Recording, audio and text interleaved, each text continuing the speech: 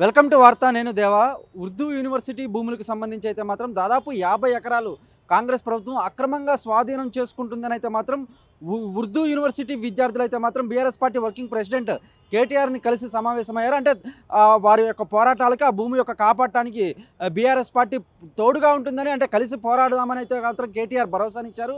ప్రస్తుతం ఇదే విషయంపై మనతో పాటు మాట్లాడడానికి గ్రంథాలయ చైర్మన్ రియాజ్ గారు ఉన్నారు. చెప్పండి సార్, అటువైపు నుంచి కాంగ్ కాంగ్రెస్ ప్రభుత్వము రియల్ ఎస్టేట్ బ్రోకర్‌గా వ్యవహరిస్తుందని అయితే మాత్రం కేటీఆర్ ఆరోపిస్తున్నాడు. ఎట్లా చూడొచ్చు?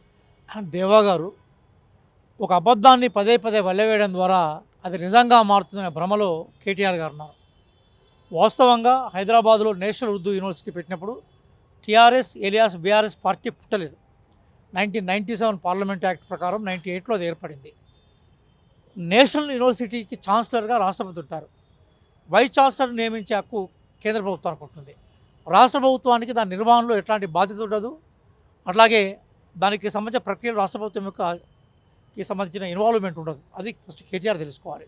వాస్తవం ఏంటంటే ఉర్దూ యూనివర్సిటీ విస్తరణ, యూనివర్సిటీ యొక్క అభివృద్ధి, అట్లాగే అక్కడ విద్యార్థుల సౌకర్యాల కల్పనలో రాష్ట్ర ప్రభుత్వం వైపు నుంచి ఎన్ని హామీలు కావాలో, రాష్ట్ర ప్రభుత్వం వైపు నుంచి ఎంత భరోసా కావాలో రాష్ట్ర ప్రభుత్వం ఇచ్చేందుకు సిద్ధంగా ఉన్నది. నెంబర్ 1. జరిగింది ఏంటంటే ఈ భూమిని అంటే కేవలం ఉర్దూ యూనివర్సిటీకే కాదు, కేంద్ర ప్రభుత్వానికి సంబంధించిన ఏ భూముల బదలాయింపు అయినా కూడా రాష్ట్ర ప్రభుత్వం ద్వారా జరుగుతుంది. అది మన రాష్ట్రంలో వేరే రాష్ట్రంలో అయినా.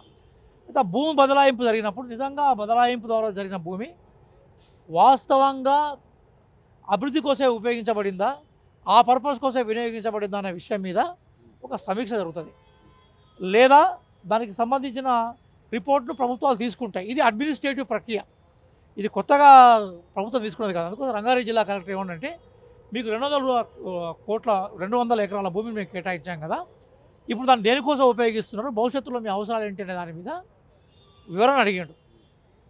దానికి ఉర్దూ యూనివర్సిటీ సమాధానం చెప్పింది. మాకు ఈరోజు రెగ్యులర్ విద్యార్థులతో పాటుగా డిస్టెన్స్ ఎడ్యుకేషన్లో ఉన్న విద్యార్థులు ఉన్నారు, కాబట్టి వీళ్ళందరి కోసం మేము దాన్ని ఉపయోగించాలి, మేము మీరు ఇచ్చిన పర్పస్ నెరవేరుస్తామని చెప్పారు. దాంతో కథ క్లోజ్ అయిపోయింది, కథ మోగాయి. కానీ ఇప్పుడు చాలా కొత్తగా కేటీఆర్ గారు దాన్ని పట్టుకొని రాష్ట్ర ప్రభుత్వం నోటీస్ ఇచ్చినట్టుగా, భూమిని బడాలో గుంజుకున్నట్టుగా, దాని రియాల్టర్గా అప్పచెప్పినట్టుగా మాట్లాడుతూ ఉన్నారు.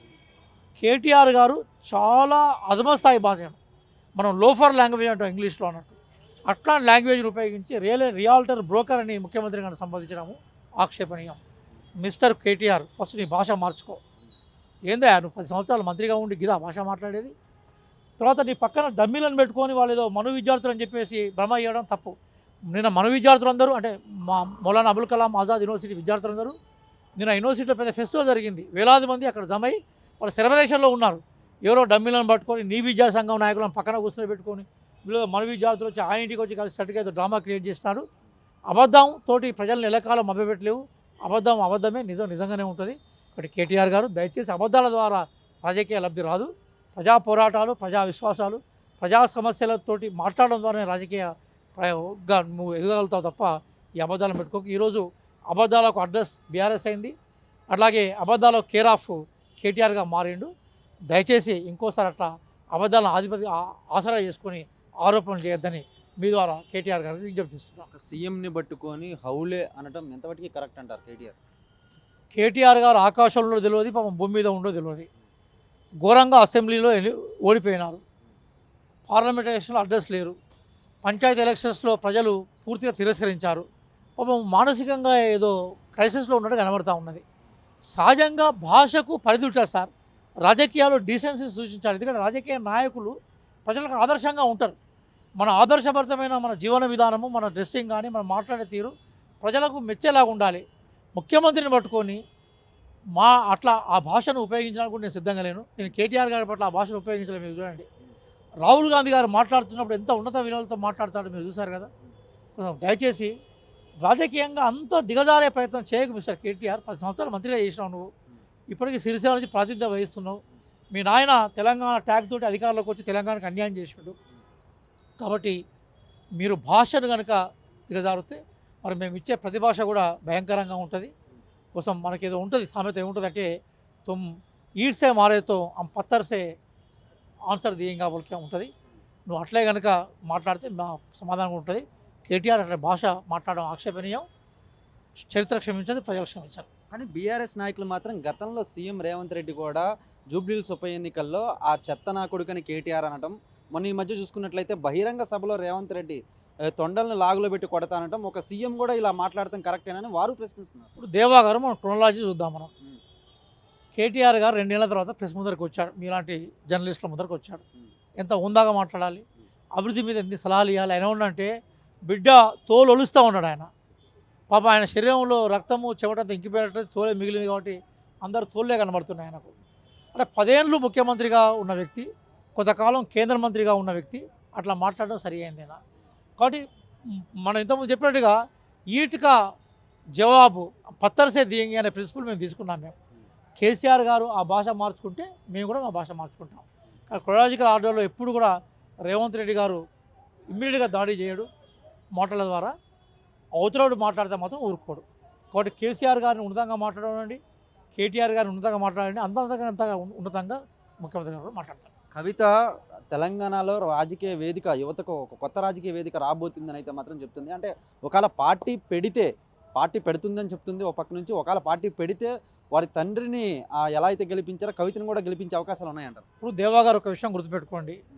భారతదేశంలో ఓటు వేయడం కానీ, రాజకీయ పార్టీ పెట్టడం కానీ, రాజకీయ అభిప్రాయం వ్యక్తం చేయడం కానీ ప్రాథమిక హక్కు మనకు.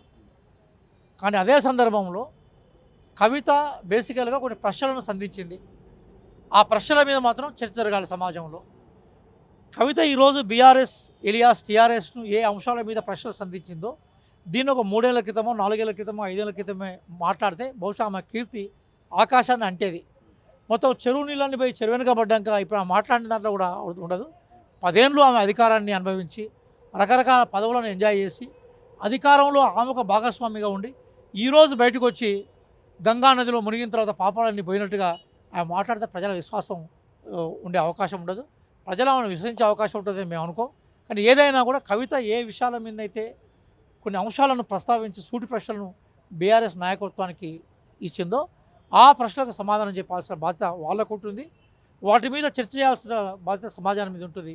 ఈరోజు కాంగ్రెస్ పార్టీ ఏ ఆరోపణలు, ఏ విషయాలైతే బీఆర్ఎస్ చేసుకుంటూ వచ్చి ప్రజలను తప్పుదోవ పట్టించిందని మనం చెప్పుకుంటూ వచ్చామో అవన్నింటి కవిత నిర్ధారణ చేసింది. ఇక్కడ బీఆర్ఎస్ మొత్తం గోబెల్స్ ప్రచారం మీదే పార్టీ నడిపింది. మొత్తం రాజకీయ వ్యవస్థ అంతా 4-5 నడిపారు. పూర్తిగా తమ వ్యక్తిగత ప్రయోజనాల కోసమే రాజకీయాలను వాడారన్న విషయం కవిత స్టేట్మెంట్స్ కూడా నిర్ధారించింది. కాబట్టి కవిత విశ్వాసం, కవిత పట్ల ప్రేమ, కవిత పట్ల విశ్వాసాన్ని ప్రజలు ఏ మేరకు ప్రకటిస్తారన్నది భవిష్యత్తు ఆచరణ చెప్తుంది. ఇప్పుడు మనం ముందుగా కామెంట్ చేయడం అనేది ఊహ సంబంధించింది. కానీ కవిత ఏ విషయాలైతే ప్రస్తావించిందో వాటిపై చర్చ జరగాలని కాంగ్రెస్ పార్టీగా మేము కోరుకుంటున్నాం. నేడు ఉర్దూ యూనివర్సిటీ విద్యార్థులకు మద్దతుగా ఉస్మానియా యూనివర్సిటీ విద్యార్థులు కూడా మద్దతు తెలిపారు. అంటే ఉస్మానియా యూనివర్సిటీ ప్రాంగణంలో అయితే మాత్రం నేడు ఒక చిన్నపాటి ధర్నా కూడా చేశారు. ఫైనల్గా ఉర్దూ యూనివర్సిటీ విద్యార్థులకు ఏమని చెప్తారు? ఇప్పుడు ఒక విషయము, కాంగ్రెస్ పార్టీ ఉర్దూ అభివృద్ధి కట్టుబడ్డ పార్టీ.